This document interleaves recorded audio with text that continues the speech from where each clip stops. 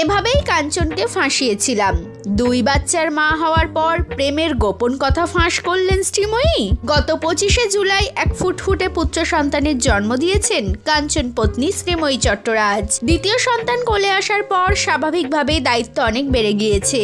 মা হওয়ার পর বেশ কিছুদিন বাড়িতেই ছিলেন অভিনেত্রী, কিন্তু দিন 2 আগেই শহরের একটি অনুষ্ঠানে বরের হাত ধরে হাজির হন শ্রীময়ী। এদিন কাঞ্চন পরেছিলেন ভারী সুতোয় কাজ করা কালো পাঞ্জাবি, অন্যদিকে শ্রীময়ীর পরনে ছিল সরু ফিতের ব্লাউজের সঙ্গে লাল বেনারসি, যা দেখে সত্যিই বোঝার উপায় নেই দিন কয়েক আগেই দ্বিতীয়বার মা হয়েছেন তিনি।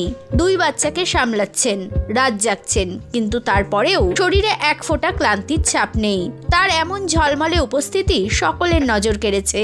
এদিন সাংবাদিকদের এক মজার প্রশ্নের মুখে পড়েন কাঞ্চন ঘরণী। তাকে প্রশ্ন করা হয় কিভাবে কাঞ্চন তার প্রেমে পড়েছিলেন। কোনো রাগঢাক না করেই নিজের গ্ল্যামারাস লুকের তারিফ করে অভিনেত্রী বলেন, 2 সন্তানের মা হওয়ার পরেও আমি এত ঝলমলে, এই রূপেই তো কাঞ্চনকে ফাঁসিয়েছিলাম।